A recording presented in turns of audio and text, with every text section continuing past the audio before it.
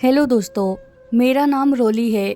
आज मैं आप लोगों को अपनी कहानी सुनाने जा रही हूँ, जिसको सुनकर शायद आपकी भी आंखों में आंसू आ जाएंगे। मैं 18 साल की थी जब मेरे माता पिता को मेरी शादी की फिक्र हो गई थी, जबकि अभी तक मैंने अपनी पढ़ाई भी पूरी नहीं की थी। अभी तो मैं सिर्फ हाई स्कूल ही कर रही थी। मैं गाजियाबाद में रहती थी। हमारा कोई रिश्तेदार नहीं था, क्योंकि मेरी माँ की शादी गाँव में हुई थी। मेरे माता पिता के रिश्तेदार वहीं पर रहते थे। काफ़ी सालों पहले ही मेरे पिता अपना गांव छोड़कर गाजियाबाद आ गए थे, क्योंकि मेरी माँ को गांव में रहने की आदत नहीं थी। मेरी माँ का मायका दिल्ली के आसपास का ही था और उनकी शादी गांव में ही हो गई थी। इसीलिए मेरी माँ का दिल गांव में नहीं लगता था। मेरे पैदा होते ही उन्होंने गांव छोड़ दिया था। मेरे पिता गाजियाबाद में एक फैक्ट्री में मजदूरी किया करते थे। पिताजी की कमाई से बहुत ज़्यादा पैसे तो नहीं आते थे, लेकिन जितने भी आते थे हमारा घर का गुजारा अच्छे से हो जाता था। मैं अपने माता पिता की इकलौती औलाद थी। जैसे जैसे मैं बड़ी होने लगी, मेरी माँ पिताजी से रोज़ कहती कि तुम्हारी फैक्ट्री वाली नौकरी की कमाई से अब घर नहीं चलता, तुम कोई और काम देख लो। तो उस पर मेरे पिताजी कहते कि अब इसके अलावा मुझसे इस उम्र में कुछ नहीं होता। जब जवानी थी और शरीर में जान थी, तब तुम्हारे कहने पर गांव की ज़मीन बेचकर मैं गाजियाबाद आकर रहने लगा था। अब गांव भी नहीं जा सकता, वहां पर क्या काम करूंगा। इसी बात को लेकर इन दोनों में हर रोज़ लड़ाई झगड़ा होता रहता था। माँ पिताजी को इस तरह से लड़ता हुआ देखकर मेरा दिल पढ़ाई से भी हटता जा रहा था। पिताजी के अलावा घर में और कोई कमाने वाला नहीं था। मेरे पिता बेचारे अकेले ही इतनी मेहनत किया करते थे। मेरा दिल चाहता था कि मैं अपने पिता की मदद कर सकूं, लेकिन जब भी मैं कोई काम करने का कहती, माँ मुझे साफ इनकार कर देती कि बस अब मुझे तुम्हारी शादी करनी है। मुझे अपने पिता की बूढ़ी हड्डियों पर बहुत तरस आता था। मेरा दिल चाहता था कि मैं अपने पिता की मदद कर सकूं, लेकिन माँ के आगे हमेशा ही मैं मजबूर हो जाती थी। हमारे गांव में शादी थी और हमें वहाँ से इनविटेशन आया था। हमारे जितने भी रिश्तेदार थे, सारे गांव में ही मौजूद थे। शादी मेरे बुआ के बेटे की थी, इसीलिए वहाँ पर जाना भी ज़रूरी था। हम लोगों ने शादी में जाने की तैयारियां शुरू कर दी थी। हमने अपनी पैकिंग भी कर ली थी। माँ पिताजी से कहने लगी कि इस बार गांव चलकर हमें अपनी रोली बेटी का रिश्ता तय कर देना चाहिए। वहाँ पर जाकर तुम्हें हमारी बेटी के लिए रिश्ते की बात चलानी है। वहाँ जाकर कोई अच्छा रिश्ता मिल जाए तो बात पक्की कर देना। मुझे अपनी माँ की यह बात सुनकर बहुत हैरत हो रही थी। वह खुद तो सारी ज़िंदगी गांव छोड़कर शहर में आकर रह रही थी और मेरे लिए वह गांव में रिश्ता ढूंढने जा रही थी। मैं अभी शादी नहीं करना चाहती थी, मैं पढ़ना चाहती थी। मैं चाहती थी कि मैं अपने पिता की परेशानियों को ख़त्म कर सकूं और कुछ बनकर हमारी ज़िंदगियों को आसान बना सकूं। मेरे पिता भी इस बात के लिए राज़ी हो गए थे।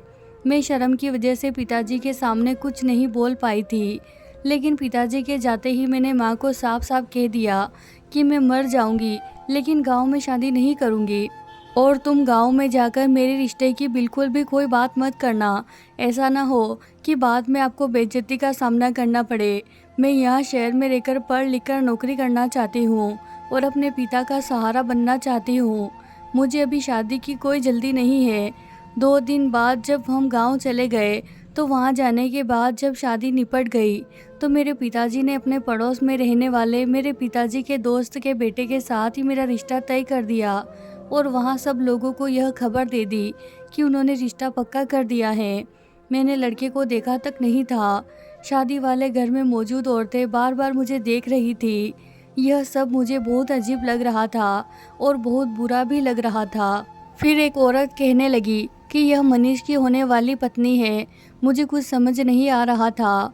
मैंने अकेले में अपनी माँ से बात की तो उन्होंने भी कहा कि तुम्हारे रिश्ता पक्का हो गया है, अब ज़्यादा बोलने की कोई ज़रूरत नहीं है।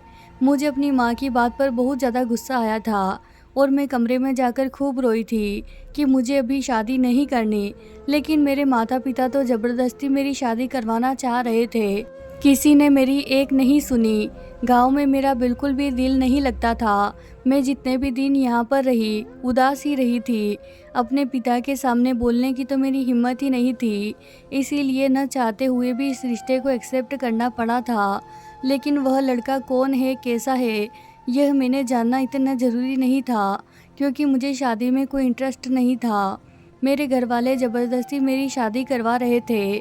मेरी बुआ के बेटे की शादी ख़त्म हो गई तो हम वापस अपने घर आ गए थे। यहाँ पर हर रोज़ मेरी माँ पिताजी से मेरी शादी के इंतज़ाम के बारे में कहती रहती। यह बातें सुनकर मेरे पिता परेशान हो जाते थे और उनके चेहरे पर परेशानी भरे एक्सप्रेशन देखकर मेरा दिल बहुत दुखता था।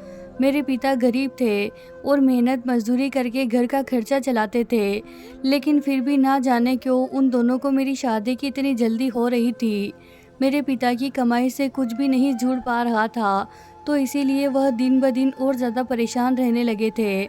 एक दिन मेरे पिता ने माँ को बताया कि उनके कुछ दोस्त विदेश पैसे कमाने के लिए जा रहे हैं, क्यों ना मैं भी उनके साथ विदेश चला जाऊं और वहां जाकर मैं तुम लोगों को पैसे भेजता रहूँगा।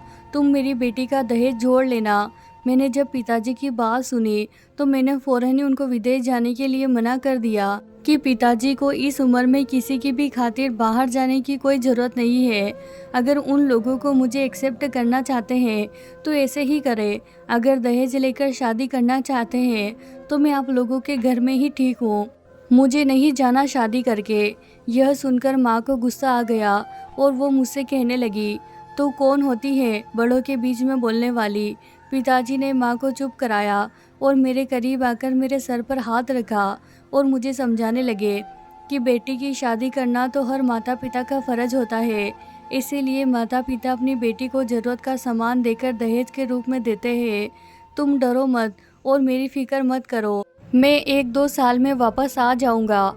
मेरे पिता ने मुझे चुप होने पर मजबूर कर दिया था, लेकिन मेरी माँ को पिताजी के विदेश जाने की बहुत खुशी थी कि पिताजी वहाँ से बहुत सारे पैसे भेजने वाले थे। कुछ दिनों बाद ही पिताजी के विदेश जाने की तैयारी पूरी हो गई थी। गांव से भी कुछ लोग आए थे जो पिताजी के साथ विदेश जा रहे थे। सब लोग मिलकर विदेश के लिए रवाना हो गए थे। पिताजी को इतने सालों के लिए जाता हुआ देखकर मेरी आंखों से आंसू नहीं रुक रहे थे। मैं अपने पिता से बहुत प्यार करती थी। कहते हैं ना कि बेटियां तो पिता की लाडली होती है, कुछ ऐसा ही मेरे साथ भी था। मैं अपने पिता की लाडली थी और इस दुनिया में सबसे ज़्यादा प्यार मैं अपने पिता से ही करती थी और वो भी मुझसे बहुत प्यार किया करते थे। लेकिन माँ को तो बस जल्दी थी कि पिताजी को हम किसी तरह से भी परेशान न करें, ताकि वह बेफिक्र होकर यहाँ से जाए और उनके जाते ही हमारे अच्छे दिन शुरू हो जाए। आखिरकार मेरी माँ की तमन्ना पूरी हो गई थी। पिताजी हम लोगों से दूर चले गए थे। पिताजी के जाने के बाद मेरी तो जैसे दुनिया ही वीरान हो गई थी। घर की सारी रौनक मेरे पिता से थी। मैं बहुत उदास रहने लगी थी। पिताजी के जाते ही माँ ने मेरा कॉलेज जाना भी छुड़वा दिया था और कहती थी कि अब बस बहुत हो गई पढ़ाई, अब मैं तुम्हारी शादी की तैयारियां शुरू करना चाहती हूँ। मैं माँ से कहती थी कि माँ, जब तक पिताजी नहीं आ जाते तब तक तो मुझे पढ़ने दो। माँ ने कहा कि तेरे बाप के आने तक कौन रुकेगा, वह जैसे ही पैसे भेजेंगे मैं तेरी शादी की डेट फिक्स कर दूंगी। 2-3 साल तक तो मैं तेरा खर्चा नहीं उठा सकती और ना ही मैं तुझे पढ़ा सकती हूँ। मैं माँ से लड़ने लगती थी कि क्या मतलब है मेरा खर्चा नहीं उठा सकती। पिताजी के आने तक तो मैं इस घर से कहीं भी नहीं जाऊंगी। यह मेरे पिता का घर है और किसी के बात में इतनी हिम्मत नहीं है कि जो मुझे यहाँ से निकाल सके। यह बात सुनकर मेरी माँ को मुझ पर बहुत ज़्यादा गुस्सा आया। उन्होंने मुझे इतना मारा कि 2 दिन तक मेरा शरीर दर्द करता रहा। पिताजी के घर से निकलते ही माँ के पर निकल आए थे। उन्होंने मेरी पढ़ाई भी छुड़वा दी थी और सारे घर का काम मेरे सर पर डाल दिया था। खुद बस मोहल्लों के घरों के चक्कर काटती रहती थी, तो कभी इस घर के तो कभी उस घर के। बस तैयार होकर घर से निकल जाती थी। दोपहर को आकर खाना खा लेती और उसके बाद थोड़ा आराम करने के बाद फिर शाम के टाइम पर पड़ोस के घरों में जाकर बैठ जाया करती थी और मैं सारा दिन घर में अकेलेपन का शिकार होती रहती थी। माँ को घूमने फिरने से ही फुर्सत नहीं थी। घर से लेकर बाहर तक के सारे काम अब मैं करने लगी थी। घर में खाना बनाना, और जब घर में खाना बनाने के लिए राशन ख़त्म हो जाता था उसकी जिम्मेदारी भी मुझ पर थी। एक दिन मैं घर का सामान लेने के लिए बाजार जा रही थी। एक लड़के की दुकान हमारी गली के नुक्कड़ पर ही थी। उस दुकान पर लड़का बैठा हुआ था। वह लड़का नज़र भरकर मुझे देख रहा था। जैसे ही मेरी नज़र उस पर पड़ी मैंने देखा कि वह मुझे घूर रहा था। उसके बाद मैं जब मार्केट से वापस आई तो तब भी वह मुझे ही देख रहा था। बड़ी मुश्किल से मैंने उससे अपनी नज़र चुराई और अपना सामान लेकर घर वापस लौट आई थी। वह घर तक मुझ पर नज़र रखे हुए था। मैंने फ़ौरन ही अंदर जाकर गेट बंद कर लिया। जब भी मैं घर से निकलती थी, वो मुझे अजीब अजीब नज़रों से देख रहा होता था। उसके बारे में अपनी माँ से भी कुछ नहीं कह सकती थी। माँ तो यह सब बातें सुनकर मेरा ही जीना दुश्वार कर देती। तंग आकर मैंने घर से बाहर निकालना तक छोड़ दिया था। वो लड़का जब भी मैं घर से बाहर निकलती तो अपनी दुकान पर बैठा हुआ मुझे घूर घूर कर देखता था। अब तो आने जाने वाले लोगों को भी शक होने लगा था। एक दिन मैं घर की छत पर खड़ी हुई थी तो उसने मुझे इशारा करते हुए एक कागज़ पर कुछ लिखकर मेरी तरफ फेंक दिया। मैं घबरा गई, मुझे बहुत डर लग रहा था। मैंने उस कागज़ को उठाकर देखा तो उसने उस कागज़ के थ्रू मुझे प्रपोज किया था। उसमें लिखा हुआ था, मैं कोई बुरा लड़का नहीं हूँ, बस तुम इतनी पसंद आ गई हो कि दिल के हाथों मजबूर होकर यह कदम उठाया है। एक बार बात करने का मौका दे दो, अगर फिर तुम जो कहोगी मैं वो करूँगा। मैं तुम्हारी खातिर कुछ भी करने के लिए तैयार हूँ।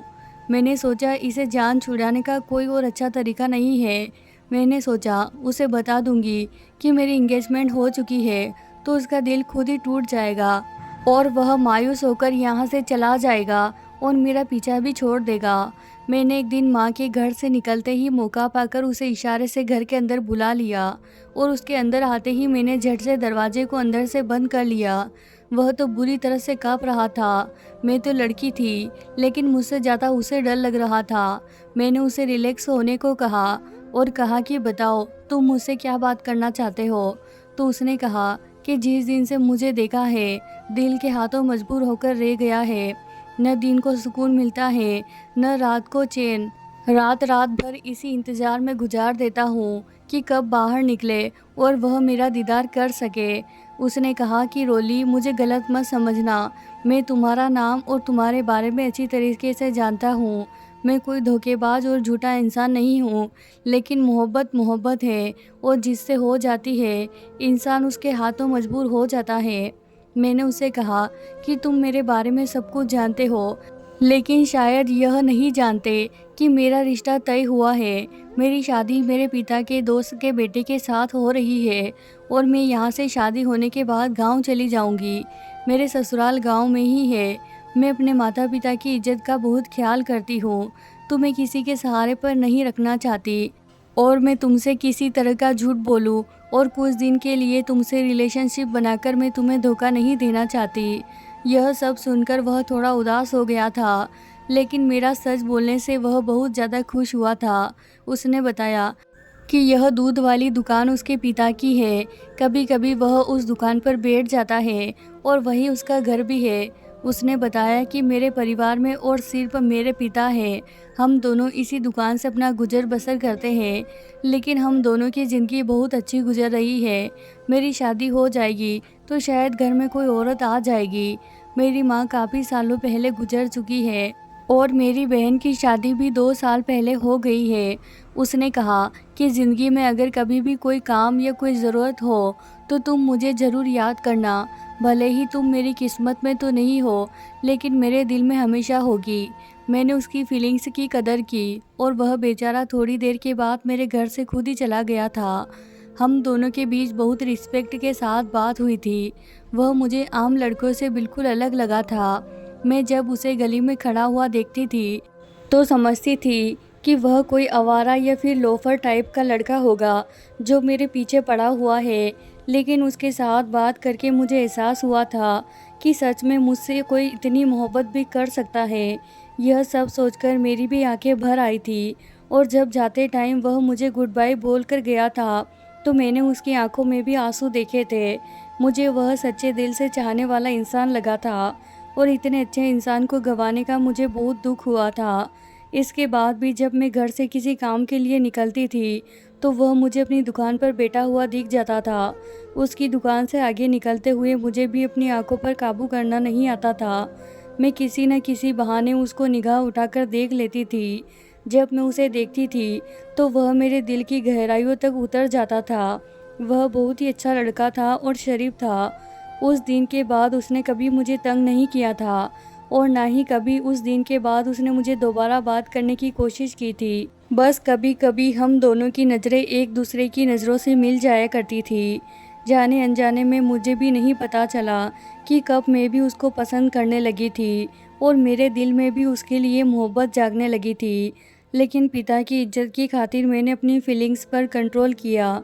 मुझे सिर्फ और सिर्फ अपने पिता की इज्जत की परवाह थी। मेरे पिता दूसरे देश में मेरे लिए मेहनत कर रहे थे। मैं उनकी इज्जत पर कैसे आँच आने दे सकती थी।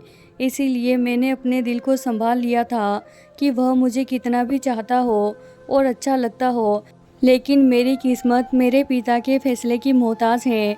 फिर कभी मेरी ना उससे बात हुई, ना ही ज़्यादा जान पहचान बढ़ाई।